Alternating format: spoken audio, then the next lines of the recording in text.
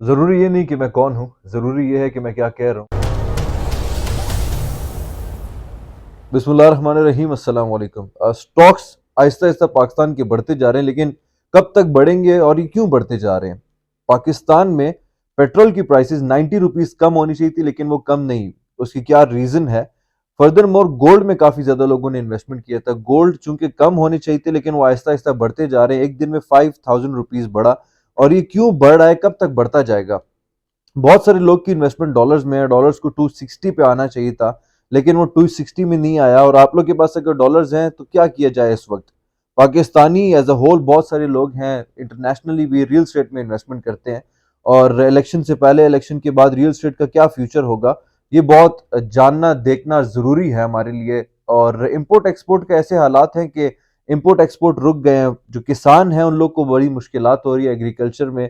ये सारी की सारी रीजंस क्या हैं इनके पीछे? फर्दर वीडियो में बढ़ने से पहले यार, जो भी चैनल में नए हैं वो करंटली सब्सक्राइब करें, कमेंट करें, लाइक करें। देखें, अब जब हालात खराब होते गए, स्टॉक्स भी खराब हो गया, आपका पॉलिटिकल इंस्टेबिलिटी आई, इकोनॉमिकल इंस्टेबिलिटी आई, और फिर हम हमेशा अपने मफाद को देखते हैं एज अ पाकिस्तानी। तो हमें एक ही चीज नजर आई कि डॉलर ऊपर जाती जा रही है, और हमने धड़ाधड़ डॉलर्स खरीदना शुरू कर दिया। ये ऐसे हालात हो गए कि लोग तजज़ियाकार कहने लगे कि यार 400 तक जाएगा। ये 320, 326 इतने तक गया, और राइट नाउ आपका 280 पे स्टेबल हुआ है। हालांकि इंटरनेशनली अगर आप देखे जाएं तो डॉलर इस सच इतना स्ट्रांग नहीं होता जा रहा, और पाकिस्तान में 260 का आना चाहिए था। जब ये क्रैकडाउन हुआ एंड डी डॉलराइजेशन हुई, उसमें स्मगलिंग जितनी भी हो रही थी उन सबको रोका गया। ऑलमोस्ट 980 मिलियन डॉलर्स रिकवर किए पाकिस्तान की एजेंसीज ने, और जितने भी ये डिपार्टमेंट्स हैं। तो कहा जा रहा था ये 260 पे आएगा, लेकिन 260 पे नहीं आया, बिकॉज आपके आईएमएफ के साथ इन्होंने ऐसे मुआहदे किए हुए हैं। फर्दर मोर हमारे पास आज से साल पहले जब 4 बिलियन डॉलर्स के जखायर थे, जो कि आहिस्ता आहिस्ता खत्म हो रहे थे, और कहा जा रहा था कि पाकिस्तान डिफॉल्ट होने वाला है। अब ऐसे हालात आएंगे कि पाकिस्तान के जखायर somewhere around 7 to 8 billion dollars हैं, और इंशाल्लाह इंशाल्लाह आईएमएफ की तरफ से भी पैसे आने वाले हैं। लेकिन आईएमएफ के पैसे आने से पहले हमें ऑलमोस्ट 1.2 बिलियन डॉलर्स का कर्जा जो है वो वापस करना है। तो एक गिव एंड टेक का एक प्रोसेस होगा कपल ऑफ वीक्स में, जिसमें स्टिल ऐसा मालूम होता है कि डॉलर 260 280 के अराउंड ही सर्कुलेट करेगा। बेसिकली जो क्रैकडाउन हुआ था वो डॉलर्स को कम करने की बेसिस पे नहीं हुआ था। स्मगलिंग इतनी ज्यादा हो गई थी एंड डॉलर्स की खरीदो फरोख्त इतनी ज्यादा हो गई थी, वो सिर्फ और सिर्फ इसलिए क्योंकि जो इंटरबैंक जो रेट था डॉलर का एंड जो पाकिस्तानी रेट था उसमें काफी ज्यादा डिफरेंस आ गया था। तो जो पाकिस्तान के इकोनॉमिस्ट थे उन्होंने क्रैकडाउन का ये जो मशवरा इसलिए दिया था ताकि ये जो डिफरेंस है इसको हम खत्म करें, ताकि इंटरनेशनली जो इन्फ्लेशन रेट चल रहा है और पाकिस्तान का जो इन्फ्लेशन रेट चल रहा है उसके दरमियान गैप खत्म होता जाए। क्योंकि जब भी आपके मुल्क में इन्फ्लेशन बढ़ती जाती है तो एक आम आवाम पिसता है। पूरी दुनिया में समय अराउंड आपका जो इन्फ्लेशन है वो 13% के हिसाब से चलता आ रहा है। पाकिस्तान में एट पीक 39% तक गया था। ड्यू टू दैट रीजन आपका डॉलर अभी 260 पे नहीं जाएगा, ये 280 के ही अराउंड सर्कुलेट करेगा। जो इन्वेस्टर्स थे जिन्होंने 210 की बाइंग की थी, 220 180 की बाइंग की हुई थी, वो तो सिक्योर है, ठीक है। लेकिन वो भी गलत था, क्योंकि पाकिस्तान को उस वक्त डॉलर्स की बहुत ज्यादा जरूरत थी और हम जखीरा अंदोजी कर रहे थे डॉलर्स की। आटे की तो करते ही करते थे, चीनी की भी करते थे, फिर डॉलर्स का भी सामने जब आया तो डॉलर्स की भी करने लगे। बहुत सारे लोगों ने जब ये डॉलर का सिलसिला चलता रहा तो उन्होंने को ये जाहिर हुआ कि यार सोना भी बहुत ऊपर जा रहा है। एंड पाकिस्तान में एट दैट टाइम स्टॉक्स भी नीचे था, रियल स्टेट की मार्केट भी बहुत खराब हुई थी। Two major source of investment है पाकिस्तानियों के लिए कि वो इन्वेस्टमेंट करते हैं। तो सोना उनको एक ऑप्शन मिला। हम देखते हैं कि यार जब भी कोई भी जंग आती है, अगर वर्ल्ड वॉर 1 था, वर्ल्ड वॉर 2 था, उससे पहले भी जब घोड़ों और तलवारों से भी जंगें लड़ी जाती थी तो उसमें गोल्ड एंड सिल्वर का बहुत ज्यादा रोल प्ले किया जाता था। जितने भी बड़े बड़े किंगडम्स थे वो सोना अपने पास रखना शुरू कर देते थे, सोना छुपाना शुरू कर देते थे, क्योंकि at the time of crisis सोना बहुत इंपॉर्टेंट होता है। उससे आप ट्रेड कर सकते हैं, उससे आप अपनी जान भी बचा सकते हैं। जब सारे के सारे हालात खराब होते रहे, करेंसी भी हमारी खराब होती गई, रेमिटेंसेस भी नहीं आने लगे, तो एक आम आवाम को भी समझ में आया कि यार ऐसे हालात में तो मेरे पास अगर सोना पड़ा होगा तो शायद मैं बच सकूंगा। एटलीस्ट यहाँ से मुल्क से भागने के लिए तो मुझे सोना काम आ जाएगा, मैं सोने के जरिए भाग जाऊंगा। फर्दर मोर सोना का एक बहुत इंपॉर्टेंट फैक्टर इंटरनेशनल मार्केट की वही रिफ्लेक्ट हुआ था पाकिस्तान में, कि जब भी आप देखेंगे कि ऑल ओवर द वर्ल्ड अगर इंस्टेबिलिटी आती है, जब वर्ल्ड वॉर वन हुआ था तो गोल्ड की प्राइसेस ऊपर जाने लगी थी, जब वर्ल्ड वॉर टू हुआ तब भी ऐसा हुआ था। आपका जब कोल्ड वॉर शुरू हुआ था रूस और अमेरिका के दरमियान, तब भी गोल्ड की प्राइसेस ऊपर जा रही होती हैं। ऐसे ममालिक हमेशा क्या करते हैं, और बड़े बड़े बिजनेसमैन हमेशा क्या करते हैं, वो करेंसीज पे फिर नहीं वो कर रहे होते हैं, डिपेंड नहीं कर रहे होते, ना रियल स्टेट पे कर रहे होते हैं, ना स्टॉक्स पे कर रहे होते हैं। वो सोने की तरफ, वो किसी हार्ड ऐसी चीज पे जो कि वैल्यूएबल होती है उसके पीछे जाते हैं। तो इंटरनेशनली भी जब ये जंग हुई, इंस्टेबिलिटी आई मिडिल ईस्ट में, बहुत पहले से चलती रही है, लेकिन अब जब ज्यादा इंस्टेबिलिटी आई तो लोगों ने इंटरनेशनली भी, मिडिल ईस्ट ने, साउथ एशियन कंट्रीज ने बहुत सारा सोना खरीदने शुरू किया, जिसकी वजह से इंटरनेशनल मार्केट में स्टॉक की प्राइसेस ऊपर गई। ये प्राइसेस ऊपर गई हैं तकरीबन 1950 डॉलर्स पर आउंस के हिसाब से। एक आउंस आपका 28 बनते हैं, और अभी ये तकरीबन स्टैंड कर रहे हैं 2025 डॉलर्स पर आउंस के हिसाब से इंटरनेशनल मार्केट में। कहा जाता है कि अगर इसी तरह इंस्टेबिलिटी रही तो ये आहिस्ता आहिस्ता 2200 डॉलर्स पर आउंस के हिसाब से ऊपर चला जाएगा इंटरनेशनल मार्केट में। डेफिनेटली फिर ये इफेक्ट पाकिस्तान में भी नजर आएगा। और चूंकि पाकिस्तान में इटसेल्फ खुद इंस्टेबिलिटी थी, लोग गोल्ड में इन्वेस्टमेंट कर रहे थे, तो पाकिस्तान में इंटरनेशनल मार्केट का जो रिफ्लेक्शन था वो बहुत तेजी से सामने आया। अब अगर ये 2075 डॉलर्स पर आउंस के हिसाब से चला जाता है इंटरनेशनल मार्केट में, तो ये पाकिस्तान में मिनिमम हमें 20 से 25 हजार, मिनिमम 20 से 25 हजार डॉलर की प्राइसेस ऊपर जाती हुई नजर आएंगी, जो कि साबित है। और अगर ये चला जाता है 2200 डॉलर्स पर आउंस के हिसाब से, तो ये मिनिमम जो आपका सोना होगा पाकिस्तान में, वो समवेयर अराउंड 280 से 3 लाख के दरमियान आपका सोना होगा पर तोले के हिसाब से। तो गोल्ड की जो मार्केट है वो काफी ज्यादा इन्फ्लुएंस हो रही है इंटरनेशनल मार्केट में। और मैं आप लोग को गोल्ड का मशवरा ये दूंगा, क्योंकि पहले जब आप लोग इन्वेस्टमेंट करे तो आप लोग की बहुत सस्ती बाइंग हो रही थी, अब जब आप लोग की बाइंग होगी तो काफी एक्सपेंसिव होगी। अगर आप लोग को करना ही करना है गोल्ड की बिजनेस में इन्वेस्टमेंट, तो आप लोग को इंटरनेशनल मार्केट को काफी गौर से देखना चाहिए। एक दफा अगर ये 2070 डॉलर्स पर आउंस के हिसाब से अगर ये चली जाती, फिर तो आप उसमें पैसे लगा सकते हैं, तो आपको समय अराउंड 10-15% का रिटर्न मिल सकता है। लेकिन चूंकि इंस्टेबिलिटी बहुत ज्यादा है, तो right now wait and watch वाली पॉलिसी आप इख्तियार करें। आहिस्ता आहिस्ता जब हमने देखा कि यार डॉलर्स की भी जखीरा अंदोजी को, स्मगलिंग को कंट्रोल किया गया, तो लोगों से कोई डॉलर्स खरीद नहीं रहा था, और रियल स्टेट भी डाउन थी, तो लोगों की जो चीप स्टॉक्स थे, जो सस्ते स्टॉक्स थे, लोगों ने उस पर पैसा डंप करना स्टार्ट कर दिया। दिस इज द रीजन कि आपके जो चीप स्टॉक्स थे, उनकी वजह से जो स्टॉक्स मार्केट की जो वैल्यू थी, वो 40,000 45,000 से लेके 65,000 का सफर जो था, बहुत कम अरसे में तय किया गया। अब हमें एक चीज नजर आती है कि जो स्टॉक्स भी है और जो डॉलर्स भी है, ये आर्टिफिशियली मैनिपुलेट हुआ है। देखिए, एक जगह अगर एक रास्ता बंद हुआ, आपने दूसरे रास्ते का अगर इख्तियार किया, क्योंकि आपके पास और कोई रास्ता ही नहीं था। दिस इज द रीजन कि जब आपको कोई और रास्ता मिलेगा तो आप उस चीज से हट जाएंगे, क्योंकि वो आपका सेकंड ऑप्शन होता है हमेशा।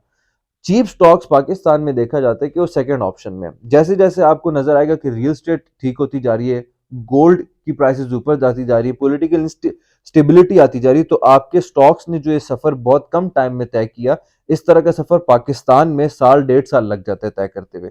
तो आपको जब तक पॉलिटिकल इंस्टेबिलिटी नहीं आएगी, तब तक आप स्टॉक्स में इन्वेस्ट कर सकते हैं। जैसे ही आपको नजर आए कि यार पॉलिटिकल स्टेबिलिटी आ रही है, रियल स्टेट की मार्केट बढ़ती जा रही है, ठीक होती जा रही है, गोल्ड की इन्वेस्टमेंट अच्छी होती जा रही है, इंपोर्ट एक्सपोर्ट बढ़ता जा रहा है, तो आप अपना पैसा चीप स्टॉक से निकाल देना चाहिए। ये स्मार्ट मूव होगा आपके लिए। हम देखते हैं कि यार किसी भी जीडीपी के लिए ना, पाकिस्तान जैसा एक मुल्क है जो कि एग्रीकल्चरल लैंड है, एग्रीकल्चरल इकोनॉमी बहुत स्ट्रांग हो सकती है। बांग्लादेश ने बहुत स्ट्रांग की है अपनी एग्रीकल्चर के थ्रू, इंडिया ने बहुत अच्छी स्ट्रांग की है। Bangladesh at the time of 1975, जो उधर एक एवरेज इनकम थी एक बंदे की, एट दैट टाइम वो समवेयर अराउंड 80-90 डॉलर्स की थी। पाकिस्तान में 75-80 की बात है तो 150 से 200 डॉलर थी इनकम एक आम बंदे की। अब अगर हम देखते हैं तो बांग्लादेश में तकरीबन 2500 डॉलर ऑन एवरेज इनकम है बांग्लादेशी की, और पाकिस्तान में समवेयर अराउंड 1500-1600 डॉलर। तो ये चीज देखे जाए तो बांग्लादेश हमारे बाद आया, एंड एट दैट टाइम हम जब कहते थे यार 1947 में हमारे साथ बहुत जुल्म हुआ, इंडिया ने बहुत बड़ी-बड़ी इंडस्ट्रीज़ अपने पास रख ली थी, बहुत बड़े-बड़े एसेट्स अपने पास रख लिए थे। तो फिर हम अपने लिए एक्सक्यूज़ ढूँढते थे, इसलिए इंडिया आगे जा रहा है। जब हम 1970 के बाद देखते, जब बांग्लादेश हमसे अलग हुआ, तो बांग्लादेश के पास भी कुछ भी नहीं था। हमने भी काफ़ी तरीके से अच्छा खासा जुल्म किया था बांग्लादेशियों पे, लेकिन उसके बाद उन्होंने ओवरकम कैसे किया, तो वो स्टैट्स आप लोग के सामने हैं। एग्रीकल्चर पे उन्होंने फोकस किया। पाकिस्तान में एग्रीकल्चर पे अगर एक किसान फोकस करने की कोशिश करता है तो इतने बड़े-बड़े माफियाज होते हैं, कभी आटा ज़ख़ीरा अंदोज़ी हो जाती है, कभी चीनी की हो जाती है। अब उन्होंने एक नया तरीका सीखा है फर्टिलाइज़र्स, जो कि एक बेसिक नीड है, बेसिक नेसेसिटी है किसी भी किसान की कि यार वो अपनी ज़मीन में पैदावार को बढ़ाने के लिए फर्टिलाइज़र्स, क्योंकि इक्विपमेंट्स तो है नहीं पाकिस्तानी के पास, ना कि हमारा किसान, आम किसान इतना अमीर है कि वो इक्विपमेंट्स अपने लिए इंपोर्ट करे या प्रोडक्शन हो रही है इक्विपमेंट्स की, तो फर्टिलाइजर्स के थ्रू ही प्रोडक्शन बढ़ाता है। लेकिन अनफॉर्चुनेटली बड़े-बड़े बिजनेसमैन, बड़े-बड़े माफियाज फर्टिलाइजर्स को जखीरा अंदोजी करना शुरू कर देते हैं। जिस प्राइस पे पाकिस्तान कहता है कि आपने किसानों को फर्टिलाइजर प्रोवाइड करना है, उस प्राइस में भी वो लोग प्रोवाइड नहीं करते हैं। वो कहते हैं कि यार हमारी जो प्रोडक्शन है वो कम है फैक्ट्रीज से, इंडस्ट्री से। इंडस्ट्री वालों से पूछो कि हम, वो तो कहते हैं कि हम फुल स्विंग में काम कर रहे हैं, लेकिन हम इससे कम इसलिए नहीं दे सकते क्योंकि हमारी बिजली महंगी है, गैस महंगी है। और अगर हम देखें तो ये सारी की सारी चीज़ें कनेक्टेड हैं। बीच में अनफॉर्चुनेटली हमारे मुल्क के कुछ, ये पर्सनली मेरा ओपिनियन है, हमारे मुल्क के कुछ ऐसे लोग होते हैं जो इन्वॉल्व होते हैं इंडस्ट्रीज वालों के साथ, इंडस्ट्रीज वाले माफियाज के साथ, जो रिटेलर्स होते हैं उनके साथ, और ये एज अ होल एक मोनोपोली बनती है जिसमें किसान पिसता है। किसान पिसता है तो ऑटोमेटिकली पाकिस्तान पिसता है, क्योंकि हमारी एक्सपोर्ट्स नहीं होती हैं। हम अगर देखें तो नॉर्मली बांग्लादेश की जो जीडीपी है वो समवेयर अराउंड 6% के हिसाब से ईयरली बढ़ती जा रही है, एंड पाकिस्तान की जीडीपी 0.26% के हिसाब से। This is the main reason के हमारे जो इंपोर्ट्स हैं वो बहुत ज्यादा है एक्सपोर्ट्स, क्योंकि जीडीपी अगर आप देखिए आम अल्फाज में कि आपकी प्रोडक्शन मुल्क में कितनी हुई हुई है और एंड यूजर कंज्यूमर्स ने उसको इस्तेमाल कितना किया है। इस्तेमाल तभी होगा जब आपके जो एवरेज इनकम है वो बढ़ जाएगी। जीडीपी में एक बहुत बड़ा मेन फैक्टर होता है कि आपकी जो लेबर इनकम है वो बढ़ जाए, या लेबर आपकी ज्यादा हो, जो एवरेज ह्यूमन बीइंग काम कर रहा है वो ज्यादा हो। ड्यू टू दिस आपकी जो चीजों की बाइंग एंड सेलिंग होगी वो ज्यादा होगी। पाकिस्तान में पिछले 2 सालों में ऑलमोस्ट 50% ऑफ इंडस्ट्रीज बंद हुई हैं। 50% ऑफ इंडस्ट्रीज बंद हुई, दैट मीन्स 50% ऑफ द जो लोग हैं उन्होंने अपनी जॉब्स खोई हैं। फर्दर मोर लाख से ऊपर लोग पाकिस्तान छोड़ के चले गए। तो ये कुछ ऐसे फैक्टर्स हैं जिसकी वजह से पाकिस्तान काफ़ी ज़्यादा इंस्टेबिलिटी की तरफ जा रहा है। और अगर हम पॉलिटिकली देखें तो पॉलिटिकली 8 फरवरी का अल्हम्दुलिल्लाह शुक्र है कि डेट मिल चुका है, लेकिन कुछ ऐसे फैक्टर्स इन्वॉल्व हो रहे हैं, कुछ पीटीआई के, कुछ पीएमएलएन के। मैं पॉलिटिकली नहीं जाना चाहता, लेकिन हमारे बिजनेसेस अफेक्ट होते हैं पॉलिटिकल इंस्टेबिलिटी की वजह से। तो मैं चाहता हूँ थोड़ी सी मैं उसमें भी रोशनी डालूं कि पीटीआई की तरफ से कुछ इकदामात ऐसे हुए कि उन्होंने हाई कोर्ट में पिटीशन दाखिल की आरओ को, डीआरओ के खिलाफ, कि यार ये इसमें पॉलिटिकली ये लोग इन्फ्लुएंस हो रहे हैं पीएमएलएन की तरफ से, which is why Lahore high court ने सारे के सारे इलेक्शन कमीशन को कहा कि यार जितने भी आप लोग कार्रवाई कर रहे थे इलेक्शन के लिए 8 फरवरी में मुमकिन करने के लिए, तो आप उनको रोक दें। सुप्रीम कोर्ट ने 8 फरवरी का टाइम दिया हुआ है। जब इलेक्शन कमीशन से पूछते हैं तो सुप्रीम कोर्ट को कहते हैं लाहौर हाई कोर्ट ने इसको रोका हुआ है। तो कुछ ऐसे हालात चल रहे हैं जिसमें जाहिर होता है कि अभी भी मामला 50-50 हैं, कि 8 फरवरी को इलेक्शन हो भी सकते हैं, नहीं हो सकते। इलेक्शन कमीशन कहते हैं चाहे कुछ भी हो हम 8 फरवरी को करवाएंगे, सुप्रीम कोर्ट कहते हैं चाहे कुछ भी हो आपने करवाना ही करवाना है। अब अगर तो आईएमएफ से हमें पैसे मिल जाते हैं, इंटरनेशनली गोल्ड और ऊपर जाते हैं, तो गोल्ड में आप इन्वेस्टमेंट कर सकते हैं। अगर तो चाहे कोई भी हुकूमत आती है तो पहले कुछ टाइम के लिए आपका, क्योंकि डॉलर्स आर्टिफिशियली नीचे गया था, थोड़ा सा जो गैप है वो आर्टिफिशियली आया हुआ है, तो कोई भी हुकूमत आती है आईएमएफ से और इकदाम आएंगे तो ये थोड़ा और गैप कम होगा।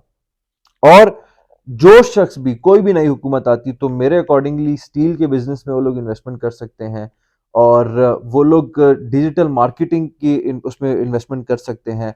आप लोग को, इवन स्टूडेंट्स को मैं मशवरा दूंगा, यार स्टूडेंट्स अगर एज अ होल पाकिस्तान के लिए काम करना शुरू कर जाएं तो ये जो ऑनलाइन बिजनेसेस होते हैं फ्रीलांसिंग के थ्रू भी वो लोग पाकिस्तान में बहुत बड़ा डॉलर लेकर आ सकते हैं। Fiverr itself almost 7 to 8 billion dollars revenue generate करते हैं इन द होल, जिसमें पाकिस्तान का जो शेयर है वो 2 से 3% भी नहीं होगा। इंडिया का ऑलमोस्ट 25% है। तो अगर आप $7 बिलियन का 25% भी निकालें तो आपको जाहिर होता है कि आप कितने मिलियंस ऑफ डॉलर्स अपने इंडिया में लेकर आ रहे हैं इंडियंस। तो पाकिस्तान एज ए स्टूडेंट्स भी बहुत कुछ कर सकता है पाकिस्तान की स्टेबिलिटी के लिए। मेरी तो दुआ होगी और मुझे लगता है कि डेफिनेटली आई एम श्योर कि आप लोग की भी ये दुआ होगी कि पाकिस्तान स्टेबिलिटी की तरफ जाए। तो एक छोटा सा ओवरव्यू आप लोग के सामने रखना चाह रहा था। तो कमेंट कीजिएगा फर्दर किस चीज़ में, बिकॉज मेरा ख्याल है कि हमें छोटे छोटे बिजनेस सेटअप करने चाहिए ताकि हमारी आने वाली जो जनरेशन है वो उससे फ़ायदा उठा सके। जज़ाकल्लाह।